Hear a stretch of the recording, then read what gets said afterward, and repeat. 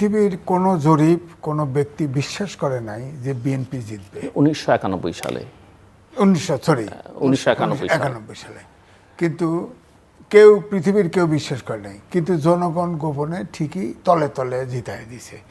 এখন এবার যে সিচুয়েশন, যে নেটটা জাল ফেলেছে ডক্টর মোহাম্মদ ইউনূসই ফেলুক আর জামাতি ফেলুক, যাই করুক, এখানে যদি আমেরিকা ফেলুক, আমি তো বলি যে ভূ রাজনীতির ফাঁদে বাংলাদেশ, আমি লিখিয়েছিও।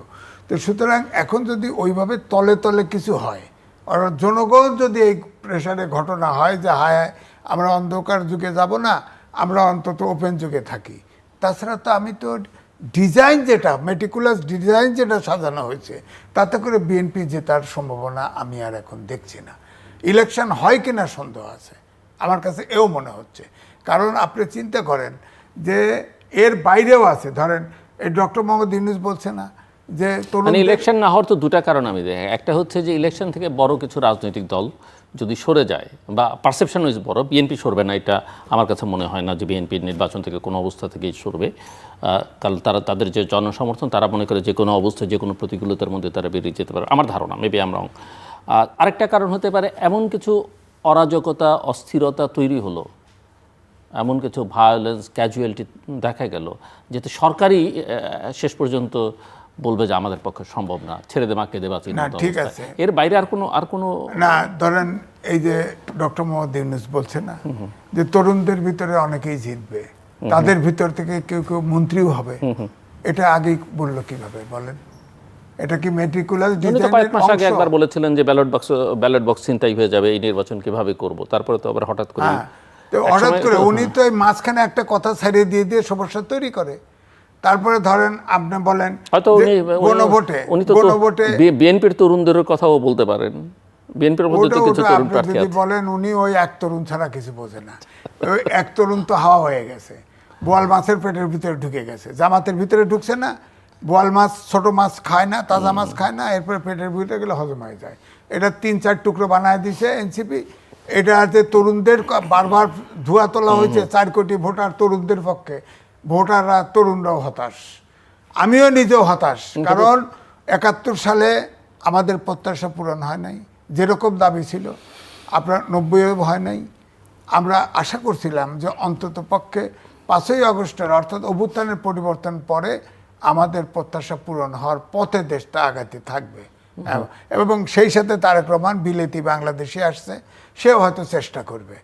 তো কিন্তু এখন তো দেখতেছি যে যেভাবে জাল পাতা হয়েছে, এই যে ভুয়া ভোট, তারপরে ধরেন এই যে মেটিকুলাস ডিজাইন, তরুণরা পাশ করবে আগেই ঘোষণা দেওয়া, গণভোট সংসদ নির্বাচন একসাথে দেওয়া, এই যে স্বাধীন মালিক বলছে এই গণভোট যে বলতে করতেছে, এটা সরকার তার পক্ষে বলতেছে, এটা ঠিক না।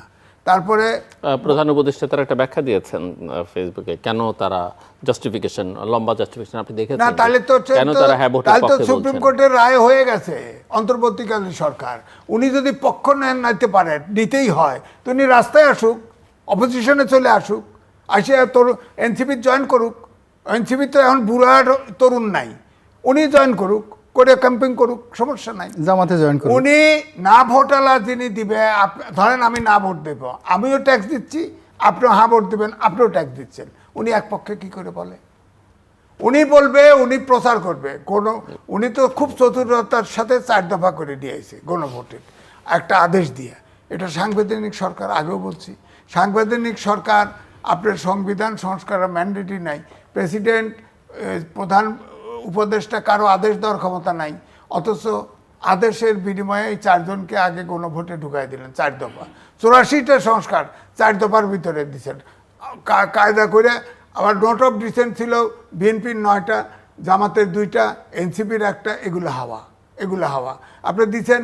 এখন বলেন তো দেখি, আমি ভোট দিতে যাব, কি করে আমি হ্যাঁ দেবো, কি করে আমি না দেবো? আদেশ তো অবৈধ, আমি ওটার ভিতরে হ্যাঁ না ভোট দেবো কি করে বলেন? আদেশটাই তো অবৈধ। সাংবিধানিক সরকার যেহেতু সংবিধান জীবিত, এই সংবিধান অনুযায়ী নিছে না, সংবিধান তো জীবিত, এই সংবিধান স্বাধীন মালিক বলছে তো আগে গণভোট হবে পার্লামেন্টে। কিন্তু আমরা তো ইন্ডিভিজুয়াল, বড় রাজনৈতিক দল, স্টেক হোল্ডার, তাদের তো কোনো এই বিষয়ে আপত্তি নাই না, তাদেরকে আক্কল দেওয়ার চেষ্টা করতেছি। আকল না থাকলে ইলেকশন বর্জন করুন। এই মেটিকুলার ডিজাইনের ফাঁদে পড়ছে তো, আমি পরিষ্কার বলতেছি ফাঁদে পড়ছে।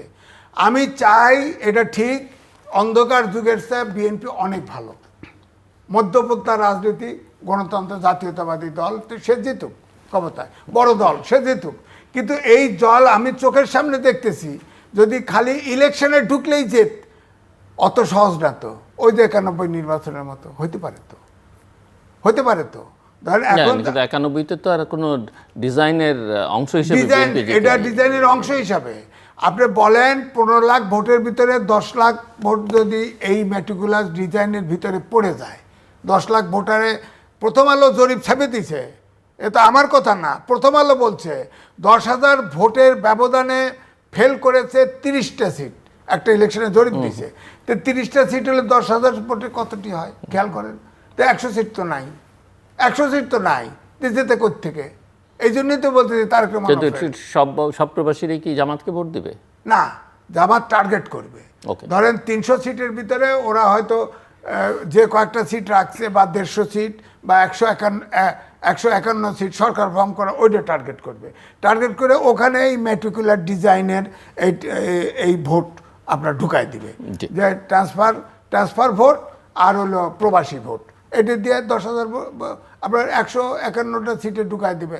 তো ঢুকাই দিলে তো ফেল, 10,000 ভোটের ব্যবধানে তো 30টা ভোট যদি ফেল করে, তাহলে দরকার হলো 30টা যদি হয় 90টা 3 4 12, 40,000 ভোট, 50,000 কত 1 লাখ ভোট, 10 লাখ ভোট দিলেই হবে। তো হবে তো, এটা তো তাদের হাতে আছে ভোট। জি, মিস্টার রনি, আপনি আগে যে প্রশ্ন আগের প্রশ্ন এবং সেই সঙ্গে অবশ্যই যদি অন্য কিছু থাকে। আমি একটা একটা করে বলি। প্রথমত, প্রকৃতিতে যখন শূন্যতা থাকে, শূন্যতা খুবই ডেঞ্জারাস একটা বিষয়। আওয়ামী লীগ এবং তার যারা সহযোগী, এরকম 50% লোক এখন নেই। তাদের এই যে শূন্যতা, তারা ভোটে নাই, প্রতিযোগিতায় নেই, ক্ষমতায় নেই, আউট অফ দ্য মার্কেট।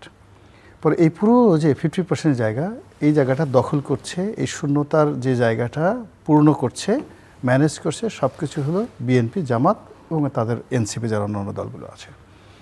এখন এরকম শূন্যতার মধ্যে যখন আমরা পড়ি, বিশাল একটা শূন্যতার মধ্যে পড়ি, আপনি গিয়ে দেখেন বড় একটা ফসলি মাঠ, আপনি একা, গভীর রাত্রি, আপনি পথ হারিয়ে ফেলবেন। শূন্যতার মধ্যে মানুষ পথ হারিয়ে ফেলে, নিজেকে নিয়ন্ত্রণ রাখতে পারে না এবং সে ভুল করে। কাজে এই যে এখন যে একটা বিরাট শূন্যতা চলছে, সেই শূন্যতার মধ্যে সবাই তার যে ওজন, এই ওজন হারিয়ে ফেলেছে, সবাই তাদের পরিচয় হারিয়ে ফেলেছে এবং সবাই তার যে নবস, সেই নবসটা সে নিয়ন্ত্রণে রাখতে পারছে না। সে মনে করছে যে আমি এখনই পাবো, ওই জায়গাটা তো খালি আছে, ওটা আমার।